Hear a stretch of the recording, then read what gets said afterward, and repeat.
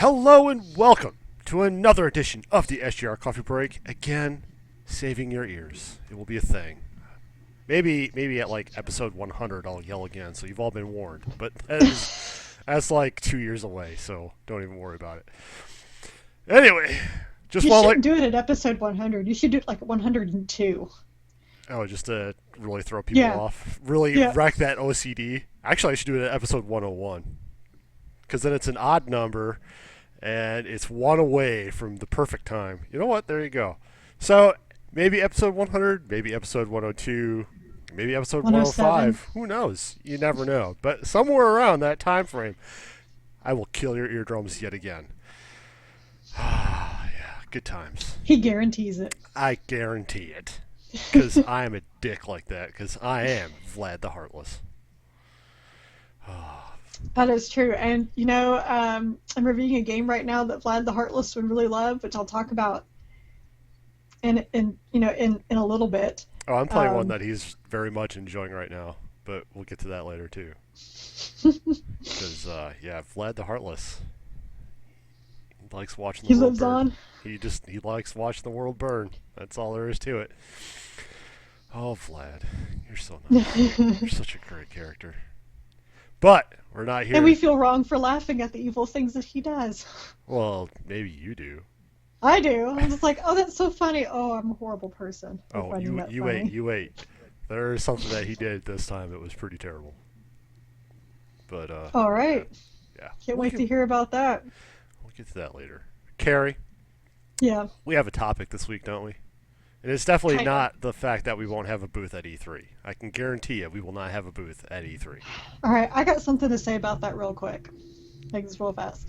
So Activision, so those who may not know, Activision announced that they're not going to have, I don't know if they said they're not going to have a booth or they're not going to have a booth for Call of Duty. I don't know because the reports were kind of conflicting. They said that they're going to show Call of Duty at Sony's, so most likely at the Sony monstrosity, that's where they'll have Call of Duty, which is fine. And so they're not going to have an official booth, but they also did say people got confirmed that they're going to have the private meetings upstairs. Okay, so everyone's they're losing their shit over this because EA's not going to do it, which honestly EA doesn't need to have a booth there, and I say that because they have so many sports franchises and the E3 populace just they don't not into the sports. I love sports, but I like playing sports games. So the wait is always like so big for the Mass Effect and the Battlefront. But then they have 4 booths for all their sports stuff and nobody's going in there. So I mean, to me this makes sense to have something to the mass public come play these future sports games because I guarantee that's what everyone will be lining up for. I totally get why they're doing that, and they're trying to try something new, maybe save some money in the process, because everyone's financials are down. I mean, been looking at a lot of investor calls. Everyone's financials are going down, so I think people are finding ways to save money. I think that also they're tired of the spectacle of E3 because that's really what it is. It is a gigantic spectacle, and I think people saying that they don't want to have these massive booths is fine. But anyway, when Activision announced that they're not going to have one, everyone started losing their minds. Like, oh my God, E3 is dead. I'm like, okay, simmer down just a little bit. E3 is not dead. They are just, it looks to me like many developers and publishers are trying to make this like a legitimate trade show where it's a little bit smaller, meetings. Maybe they're going to be a little more strict on who gets in so we don't have like 50,000 GameStop managers in there. Because even though they say it's not for the public, I see so many people there that are obviously not industry. It's amazing. So maybe that's what they're trying to do. Cut down on the hype, make this an actual, I don't know, trade show, which is what it's supposed to be. It doesn't have to be this gigantic hype machine. Because you know what? We already have hype machines. They're called PAX, Actually, it's called which the are internet. big parties. It's the internet. So, we got PAX East coming up next month, which I can't believe I'm going to go back to after I swore I wouldn't do that again. And, we had PAX South 2 months ago, and then we're going to have then there's PAX Australia, which I don't know anyone who goes to that, and there's PAX Prime, which is always in the fall. So I mean, you want your big party spectacle, you got it. I don't think E3 needs to become the next Gamescom, because like the way Gamescom works is that there's one day that's press only, and then 2 days after that it's mass hysteria as they let everybody in. But we already have San Diego Comic-Con, which is mass hysteria, and we have all these PAXs, which are also mass hysteria. So I don't see how this is a bad thing that E3 is going to kind of make it smaller, or just be nice just not to go to this thing where it's like I feel like I'm at a rave the entire time. Because I'm actually there trying to do a job, and these people there are trying to do a job. And so if it's not such a big spectacle, if we don't have to have all these lavish parties, and we actually makes it like a trade show, I don't know, because that's one thing I've heard about GDC. Like someone told me, oh, you don't want to go to GDC because there's no parties. I'm like, well, I might actually like it because there's no parties, because it's not a spectacle, it's a trade show. Oh, the internet. You blow up over everything. Oh my gosh. Like, I actually saw like 3 tweets in a row. I was like, I guess E3 is dead. I'm like, oh, okay. Can we just take a step back here? I mean, I'm surprised I haven't seen any articles today showing about E3 being dead. Probably written by the same people that say that console gaming is dead and PC gaming is dead. Okay, whatever. Neither one is true. Everything is dead, people. Everything is dead. Just admit it. Most strategy guides are dead. Okay, this has been fun. It's been a great 5 years. Later. Peace out. We're out. Oh, strategy guides are far from dead, which I'll cover again in a little bit. But enough of E3. Carrie, what are we talking about this week? Yes, so thinking just from some conversations I had with my boss this week. So let's talk about some, like, what is your gaming kryptonite? And I mean, the one thing that you hear, you're just like, oh my God, no. It's like you're wearing the big kryptonite necklace. And you just, you're like Christopher Reeves in that pool, just can't get up, and you're slowly drowning, just the thought of doing it. Man. I know I have a few. I've actually been able to cut down mine over the years. I used to have this big scope. It was like the only thing I did was like JRPGs. And then I branched out to action RPGs. And then I branched out, you just slowly, actually becoming a more well-rounded person. So my personal big kryptonite, aside from, I got little kryptonites like platforming and stealth. Like, I like action stealth, like the Assassin's Creeds, but like, Hitman, where it's like, you get seen, like, there's this mad rush of people and you're never going to survive. That's not that fun to me. But my big kryptonite is tactical turn-based RPGs. So, name a game that, like, it's that you could just name a game for me? Yeah, that you could just spend hours in. That's in this genre. So if you have a kryptonite, right? If this is your kryptonite, then there's, like, I think I have 3 genres that I've limited myself to just for this show, and I have a game for each one. So that's like just terribly addicting. Okay, well, my first experience with a tactical turn-based RPG was a game that I reviewed for Combo way back in the day. It was called Vandal Hearts. I think it's Vandal Hearts 3. And it was like, oh, Carrie, RPG, you'll love this. Okay. So the whole idea of, like, grid-based combat, where you send your orders to send them here, and then you can make the decision of what they do. So you spend, like, an hour setting up your people and where they can go to attack just for the enemy to, like, ruin your strategy and wipe you all out so you can start all over. That's not fun. I probably played that game for 8 hours, and I called my editor and I was like, I can't do this anymore. This is just it's awful. I'm sure this is good for other people, but this is killing me inside to have to keep on doing this. Like, it is sheer torture for me. And so then he said, well, maybe you should try another tactical turn-based game. So he had me play Disgaea. Disgaea. Yeah. It was on the PS. PS2. It's been on PS. So I don't remember which one it was. It was on the PS2 maybe, but yeah, that was the same amount of terrible. Oh, see, and Um, I love this guy. I love the Disguise series. There's just so much to it. at PAX, was PAX South maybe, or maybe it was E3. I don't know, but I got a chance to play. I think it was E3. I was told Banner Saga was this great game. It was Banner Saga 2 and I was like, oh, you have to go check this out. I check it out. I see it's tactical turn-based with the grid. I'm like, oh no. I get like 3 clicks in. I'm like, nope. I'm out. It's amazing how different we are, and it's what makes gaming great. Because like, I very much enjoyed the Disguise series and Jean d'Arc. We were just talking about this the other day. That was another grid-based tactical combat kind of game, and I love that game. Like that was You also like XCOM, so you like that.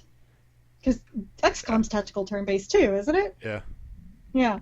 And what was I talking to Blake about? I said, because how this all came up was about one of the directors or producers at BioWare said, "Hey, would anyone like a Dragon Age Tactics game?" And I was like, "No, you're killing me inside. No, no, no, no, no." And Blake was immediately, "Oh, that'd be the best idea ever because Final Fantasy Tactics is the best Final Fantasy game." And I obviously strongly disagree with that. And a tactics game would be as divisive as the Final Fantasy Tactics game is, because I think with tactics games you either love them or you hate them. Yeah. Pretty much. Wow. All right. Yeah. Well, Because at least with a platformer or stealth, I'll give it a real shot. I see it's tactical turn-based, and it's just nope.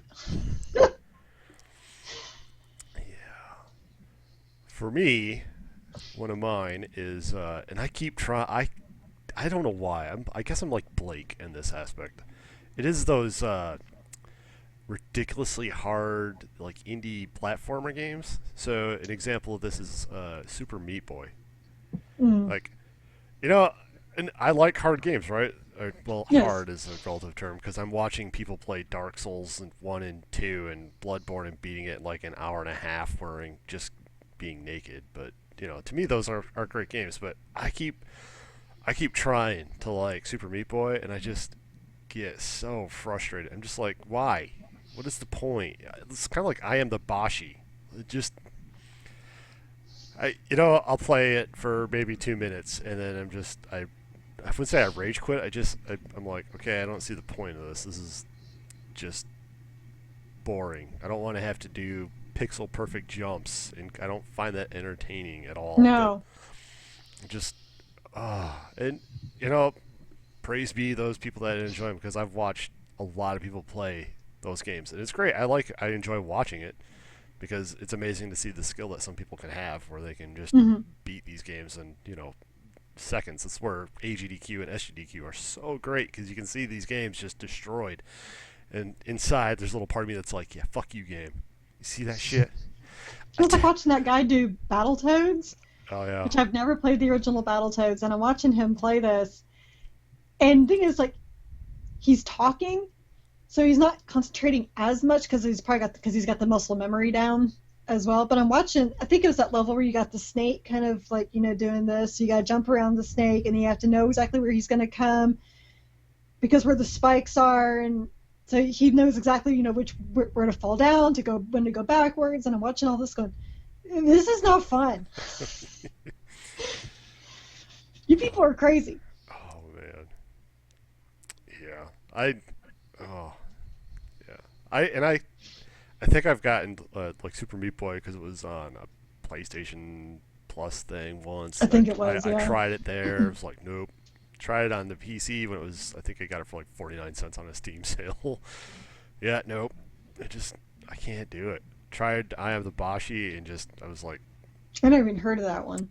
it's like one guy made it, and it's you fight like Mario, you fight Ryu. It's just you can change your little sprite in your just this tiny little thing, and you're going through these just crazily designed worlds that like I've watched some people play, and their death counts were in the thousands.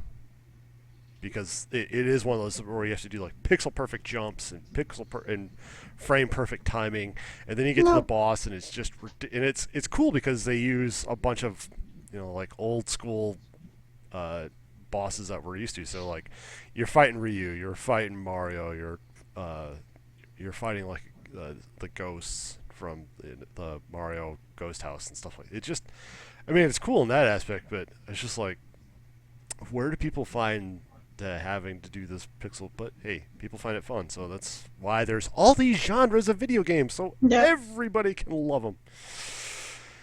Oh yeah. So do you have another Kryptonite? You said Well, platformer. I mean, platforming, I guess, pretty much is. And what I mean by platforming is not like an Assassin's Creed, which does have some platforming. I'm talking about like yeah, probably like the side scrollers.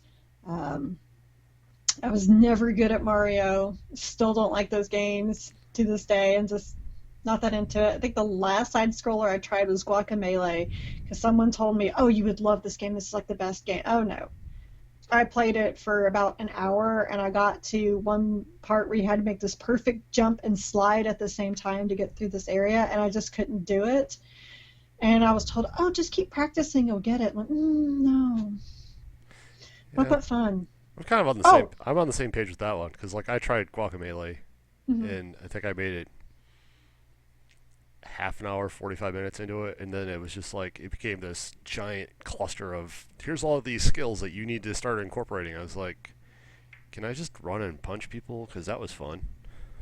Yeah, like he's this, wrestler come back to life. I just want to like, lay the smackdown on people. I don't want to have to do all these complicated button mashing moves just to get from one portion to the next. And yeah, I made it. But see, and that's one reason why I never finished The Adventures of Pip either, because it got with some of its platforming too complicated for me. And I had a lot of fun with the game because I really loved the some of the ideas behind it, some of the mechanics. I thought were very original and very fun.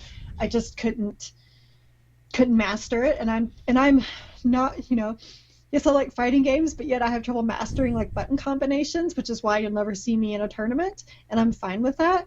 That's just not my forte. Some people that is obviously their forte.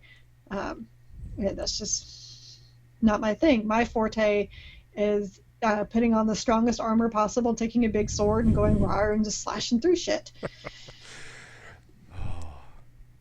That's why Diablo is my jam. Oh, Click, click, Diablo. click. Clickety click, click, click, click, click, click. Yep. Oh, oh, those games are so good. Oh, so good. I'm trying to think of what some of my other ones were that it's hard because some games do a, like uh, some of those super hard games. Like I like Faster Than Light. That's one of those hard games, but it's like it's hard to just pick a genre because every once in a while there'll be a game that comes out that just is like, ooh, it was so good, it was so awesome. Uh, like for me, I like a lot of MMOs, and I play a lot of MMOs. Apparently that's my addiction. But like I've tried a couple of the more Asian-y based kind of MMOs, and the grinding on it just turns me off. And then like my wife and I tried Ion, AION. We played that for a Okay. little bit, and I checked out at like when I got to level 20 or something like that, and it just became this massive grind fest. And I was just like, what the fuck's the point? You want me to just sit here and do this over and over? And my wife loved it. She was like, come play with me. And I was like, you're level like 800 or something, and I'm sitting over here on Newbie Island just trying to kill this crab. So, Well, yeah. that's when you coast. Just ride on her coattails and take Just that let her, yeah, experience. let her Like what you just. like what I do with my son Gabe in Diablo. He's like, "Mom, I'm leveling up so fast." I'm like, "Yes, because I'm killing everything." Oh, so that. I mean, those are hard. Like I like, and I very much enjoy a lot of racing games, but I found that I'm much more like you have the sim kind of game, you have the Hmm. arcadey kind, and then you have kind of like the blend. And I'm more of the blend. I like a little bit of realism in it, but I very much enjoy the arcadey aspect. So like the Need for Speeds have always been a good time for me. And I keep debating Project Cars, and then I'm just like, I don't know that I'm really that hardcore in the sim aspect. Like I've played GTA or Gran Turismo's, and Hmm. those have been kind of fun, but I don't invest hundreds of hours in them. You look at like the Crew, and I've been playing that a lot, and a Hmm. lot of Need for Speed, a lot of Forza. Forza is a really good one that does a fairly good job of balancing out the arcade and the simish aspect of it. So I am kind of curious to see what this new Forza game, that Forza 6 Apex or whatever it is, their free one that they're going to be pushing out to Windows. So Yeah, driving in games used to be my kryptonite, and Mad Max actually changed that.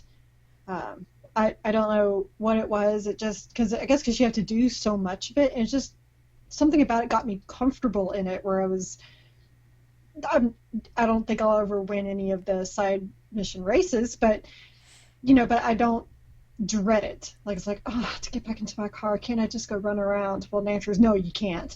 But and so like when I had to do it in what's it called, Just Cause 3, I had no problems with it. In fact, in Just Cause 3, I had much more fun with it because it's much more fun to wreck and run people over and and all that. A little different. So the race. So I don't know if I'll ever get into racing games, but the driving no longer intimidates me like it did. Now I will say that flight sims, that is a kryptonite. Like I just won't touch it. I won't go anywhere near it because I always get too confused. Like with the up, like I can't do the inverse y-axis, and I think, confuses me too much. And and then he's like, here you got to handle the rudders and do this. Like no, it's too much. oh, Carrie, you're missing out on some great things. No, Like, and I've watched you play Elite Dangerous, and I'm glad you love it. But man, that looks boring as shit. oh I think I man, even yelled in the middle of the book of the month, like, "How is this fun?" because you got to make all the monies. I actually haven't played that in a while. I should probably load that up. Too many things to play, too many Oh, things I to know. do. It's a problem. The struggle is The real. struggle is real. Yeah. Speaking of games that we've played, Carrie, Yes. I've been waiting to hear about this game that I see on your list, and I've heard of this game. So why don't you tell us what you have been playing, Carrie? Well, I did get the platinum trophy in Lego Marvel's Avengers, so I've been playing too much of that. Like I think my final hour count was 35 hours, which really, isn't bad overall. And it's probably one of the easiest platinum trophies I've ever gotten, and that counts the Order 1886, which I got in about 12 hours because I just had to play the game twice. Oh, the order. But that one actually took a little bit of skill, and this one does not. So yeah, did that. Actually played some Lego Marvel's Avengers on Vita, and wow, that game is terrible.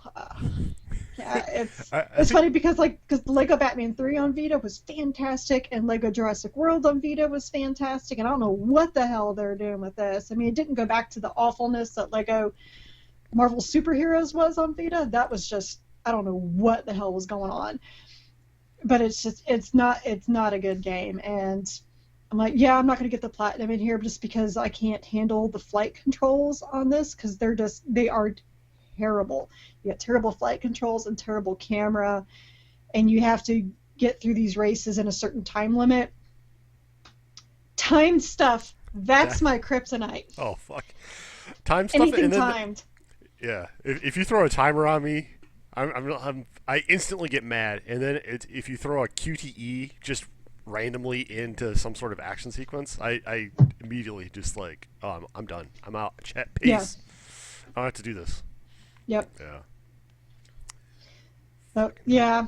So that's kind of the big stuff. I don't know. I've been feeling this need to play stuff on my handheld lately. Like I just want to brush the dust off my poor Vita and my 3DSs, and play some stuff. And it's just easier at night because I'm downstairs. I'm actually like sitting there with my kids, and Zach loves to watch me, and Gabe will usually bring his 3DS down because he's really gotten into Yokai Watch and uh, Lego Batman 3, and what he wants is his first Pokemon game.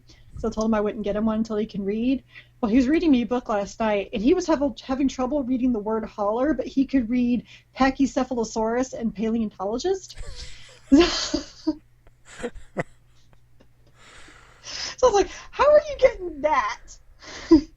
But not... But you can't holler. Yeah. Okay.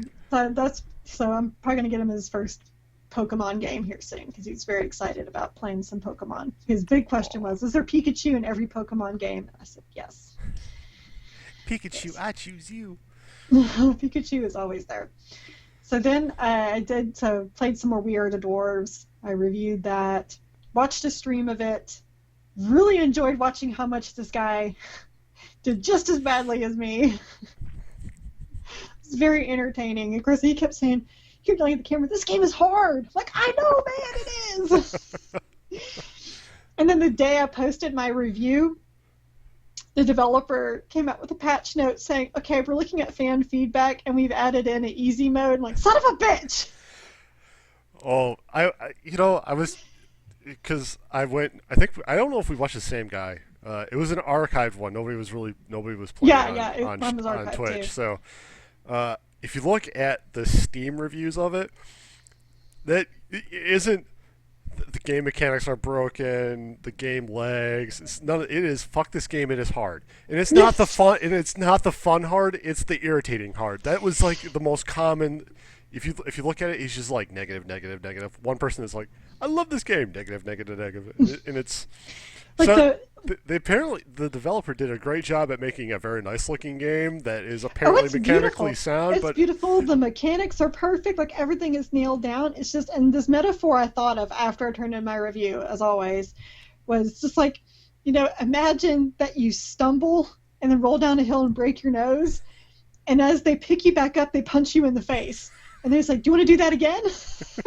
That's, yeah. Because that's really what it feels like, and it just, because you're used to, you're kind of used to a game like holding your hand a little bit, and like giving you a tutorial and teaching you how to do stuff. No, I died like instantly the first time. Like, okay, this game doesn't fuck around. All right, let me click over here. Nope, that doesn't work either. So, but there is a sense of accomplishment when you get something to work, but it's not enjoyable when you have to do that every 3 steps. You die. So I may have to check it out now that they have this easier mode patch. Apparently, they basically it's just a separate mode. So they have an easy mode along with which this is tougher dwarves. I'm like, tougher dwarves, and do your weapons do any damage? Because that was my other problem, is I would just fire my blunderbuss in their face and it's just like this much damage. They come in and stab me half dead. I'm like, dear God. artificial difficulty. I mean, I gave it an 8 because what it does is, if you really want something this hardcore, here you go. Yeah. It is hardcore. It does it very, very well. I don't think because a game is super hard, that automatically means it gets a lower score. But I understand user reviews going, fuck this, it's too hard. Totally get that. So, I mean, I'm glad that they have an easier mode, but god damn it, why couldn't you do that before I put out my review, before the game release? Because PC Master Race, bitch. That's how this works, man. Yeah. So, but the other game I'm reviewing right now is called Into the Stars. And how this one grabbed my attention is it said it was Faster Than Light meets Oregon Trail. Now, I never played Faster Than Light. I was told not to. Because they said I'd get too frustrated. Like, there was actually a great Control-Alt-Delete comic that had this guy setting up his mission, and then he would jettison everyone out into the airlock before the mission started, and his roommate watching him said, why do you do that every single time? He goes, well, sometimes it's just easier to kill them at the outset. It is. So, but I like Oregon Trail, so well, this should be interesting. So I played about a couple of hours last night, and holy crap, is this Oregon Trail meets space. But again, there's no hand holding, so it's like you're thrust into the captain's seat, and so basically you are carrying the last amount of people on Earth, less many humans because this other alien race has like been destroying all the planets. So you're trying to get to this other homeworld and try to avoid all these alien races. And the cool thing is that you can adjust the difficulty. You can turn it down if you just want them to kind of be like easing into it, and maybe you can sneak around enemy forces, or you can have it the normal way, which is as soon as they see you, they're going to charge you. Or you could have survivalist, where it's like they'll just come in massive hordes and you have no prayer of survival. So when you start out in your ship, because you just came back from an attack, you have not very many resources, so you have to go explore these planets for resources.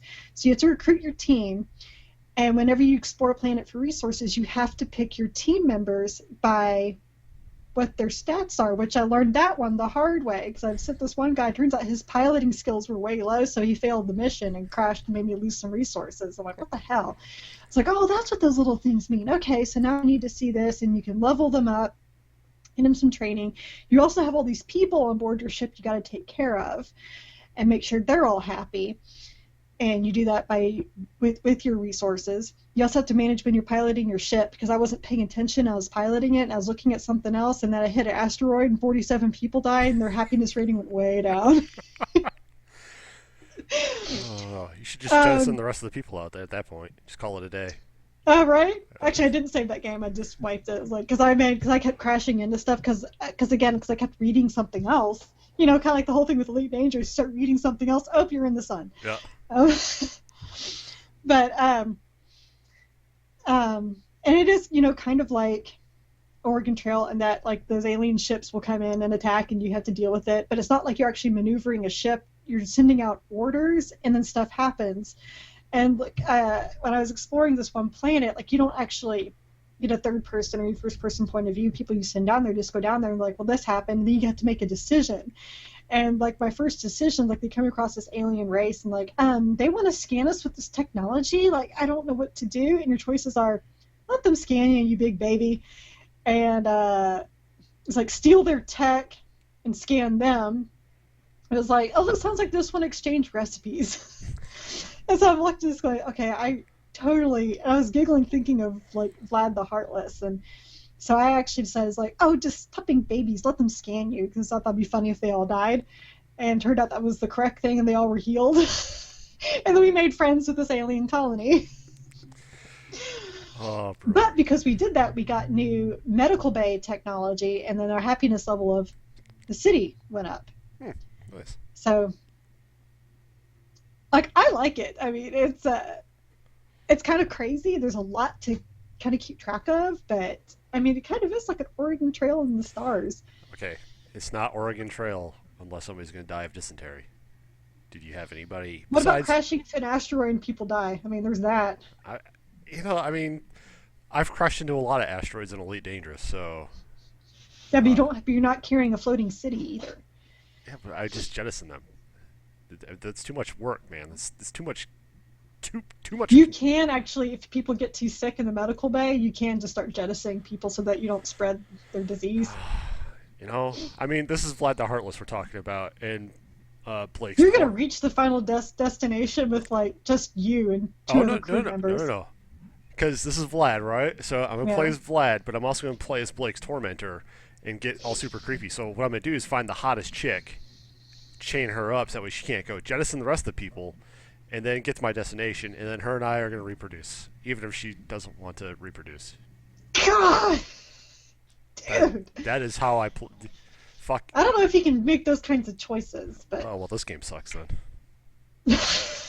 Fuck this game? 1 out of 10. That's what this game gets. Fuck this game. 1 out of 10. Yes, people, that is really how I play. Not really. Because he really is that horrible. I am really that terrible, which we will now get into.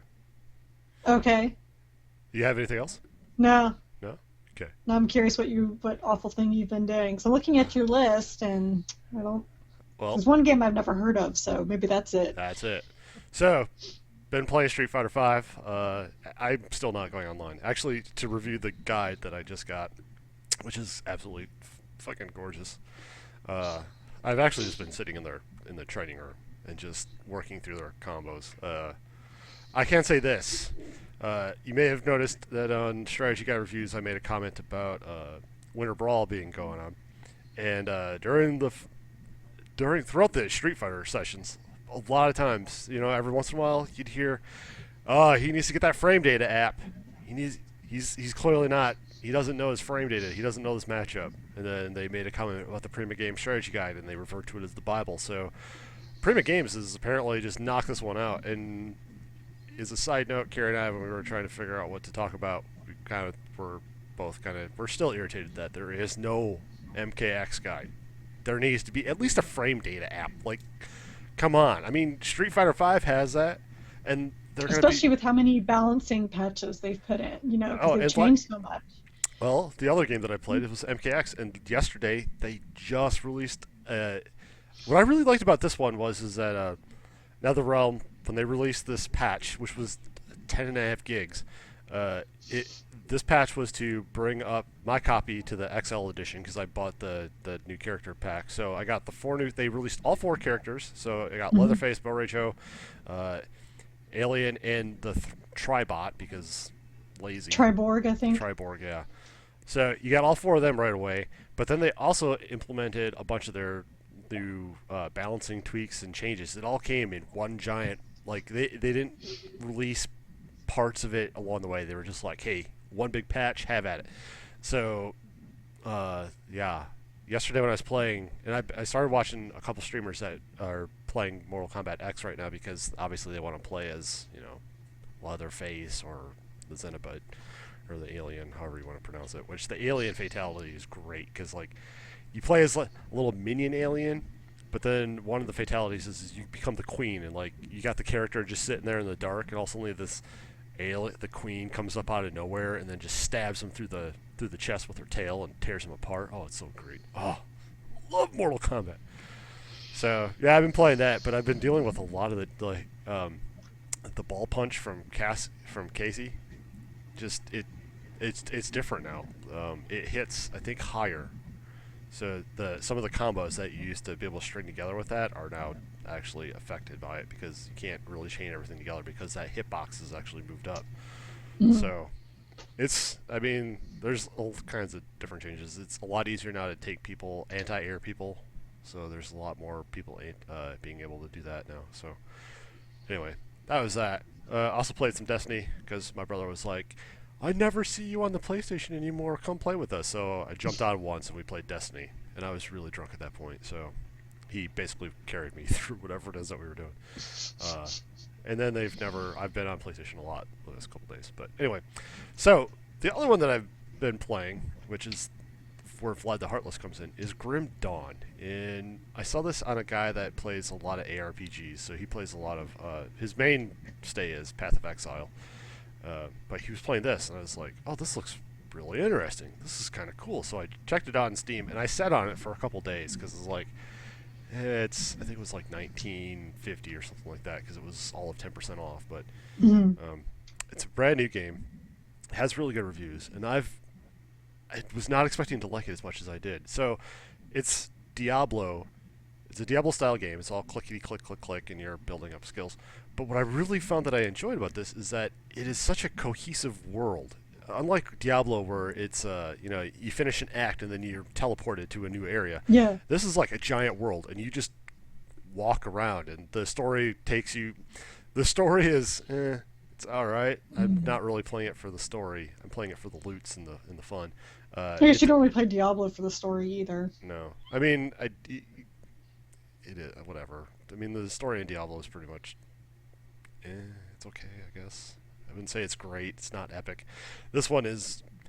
I tuned out probably 2 hours into the story. I was just like, okay, whatever. We're just gonna do whatever we gotta do. But there was some voice reading, like some voice acting in it. Not that great when they're reading the story.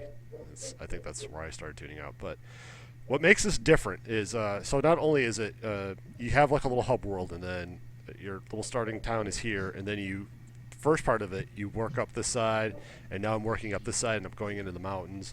And they have the portals, so instead of having a town portal, you can open up a rift, and then you can go to any of the other little rifts that you've discovered. Okay. Which is kind of what Diablo has. Yeah, but you end up going back to town. This one is like, I don't really want to go back to town, I'm just going to go over here. So yeah, but there's those waypoints yeah. in Diablo 3. So, the interesting aspects of this are you can dual class. So Hmm. I started off as a shaman, then I took on I forget what it was, but I'm basically a conjurer now. So I'm a pet. I'm a walking pet farm. So I walk around with all these different pets. So you get that. So you have the two classes. So you could play a healer and then make a tank, and then kind of play that, or you Oh, could play healer a tank. healer tank, or you could play a wizard healer. You know, so it's to me it also there's a lot of replay value because also now I want to be like, okay, so right now I'm going to finish with this build and see how it goes, and I'm going to start off into the next difficulty and see how well it works. Because like Diablo, you start off as a normal difficulty. You can add in a veteran modifier, but then you unlock the hard. There's two harder difficulties that I've seen, so you can unlock those as you play through. Um, you have that. You have a devotion thing. So the devotion is like you have all these little stars. You have these constellations, and you can look at them, and they give you different perks. So Hmm. kind of like the Paragon system in Diablo. But in order to get these, you have to find all these shrines. So there's 50 shrines, and some of Okay. them you just click on it and like it'll say, all right, it creates an event, and you slay a bunch of enemies, and then you clear this shrine, and now you got a devotion point. Other ones is Hmm. you have to sacrifice items that you've been finding, and it's not really that hard because like the items drop pretty often. So I haven't really ever found a shrine that I was just like, oh shit, now I had to come back. And once you find it, if you haven't cleared it, it stays on your map with a little red X Oh, on it. okay. So it's not like you have to keep going back to try to find it. The other nice thing is that the map doesn't really change because everything is already plotted. You already know where So it's everything not is. procedurally Yeah, it's generated? not procedurally generated, but you can also go into the areas and it keeps what you've explored kind of out of the fog of war. So like if I go to an area and I've been exploring it and then I'm like, okay, well I gotta go outside and do some work on the outside. At least when I come back, I can go, oh, I've already explored all this and I can see the path that I was working up to. So that part was really cool. The part where Vlad the Heartless comes in is there are decisions in this game, and they do actually I'm affect, so getting this game. and they actually do affect what happens and how people start reacting to you.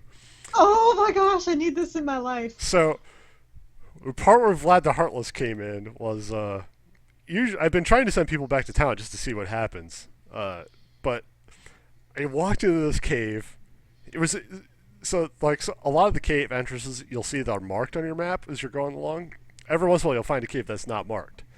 So I go in this cave and there's this little girl sitting in this cave, and I was like, why the fuck is a little girl? And I had to blow something up to get into the cave, and I was like, well, why the fuck is this girl in here? So it brings up this dialogue tree, and it's like you can either open up a rift and let her go, or you can kill her. And I was like, well, I don't know why you were in here, so I'm gonna just kill you. So I killed some little girl. I have no idea what the fuck it was, but it's really interesting because some people I've like the dialogue tree will open up and then all of a sudden they say something that just pisses me off and I'm like, okay, let's fight. So it's that part of it. I was just like, okay, I like this because it's automatically making me want to replay it just to see how all these different things happen and how the people start reacting to you if you like there's a Yeah. little town, like there's a little camp, and they were all sick, and I was like, well, I'll send you back. And then if I sent them back, I could have killed them, or I could send them back. And I was like, well, I'll send you back. And thankfully, I did that because it opened up like two more quests to go through and do. Um, so the quests are also really it's interesting because they're not shown on your map, so you actually have to read about the quest and then figure out where on the map to go find and do Okay. them. So, but yeah, it's a Sounds ton of fun. fun. I think last night when I played it for a little bit more, I was at the 18-hour mark, and I bought the game Saturday night. So I played a couple hours on Saturday. The biggest complaint I would say is that this is a PC game, so it comes with its share of PC problems. And when I first started playing it, I could only get like 5 minutes in, and the game would just completely crash my system. It would lock up. The screens would go black. I could still hear the sound because I was watching Winter Brawl, And I could still hear the sound, but there's nothing I could do. You couldn't control alt delete. You couldn't task manager that shit. You had to full. It was like a hard reboot. Mm-hmm. Well, come to find out, you can't run it in full screen mode. So I have to run it full screen, windowed, borderless. Well, then it should come that way. Yeah, and it comes with its own little repair tool too. So I went on. I started searching the forums, and everybody's like, "Well, uncheck these options from the in-game. Set your." And it appears that it's an NVIDIA. It's a problem with NVIDIA card users. So that's what I've. A lot of everybody that said that they were having the issues, it was all, I'm running the 970, I'm running an 880, I'm running a 750, a 760. So I don't know what, and they just released a patch. So, but I wasn't like, I'm gonna reset this to see how it works now because I got it working. So, yeah, yay PC Master Race issues. Yeah, I have an NVIDIA 750, so. So that's I mean, really, that's the only thing you gotta do is. You can run the repair tool. It will automatically run it in a windowed mode, and it'll be small. And then you can go in the graphics options and then run it full screen, windowed, borderless, which is fine. And then then it's 12 hours later, and you realize that you haven't really had any food, but you've been drinking a lot. And yeah, Grim Dawn. It's so much fun. It is. There's so much replay value on this that I'm finding, and it's. I want to see how all these different classes work. Oh, and it's got crafting, so you're finding recipes. Now you can go find you could have killed your crafter Okay, I'm gonna open up Steam when we're done here, and I might need this in my life. So not that I don't have a ton of other shit to play, and not that I'm like not busy or anything, because the Division's gonna drop soon. But yeah. Oh yeah. So anyway, that's what I've lost a lot. I was like, on Sunday, I told myself, you got to play some more of the Tower of Deadly Monsters, or Deadly Tower of Monsters. And then it was just like, oh, look, Grim Dawn. It's already. I'm this close to finishing it. I need to try. I think my goal is to try to finish it today in the midst of everything else I got to get done. But that's my goal. So, yeah. That's what I've been playing. That's been my addiction as of the last couple days. So, with that, Carrie, take us home. Okay.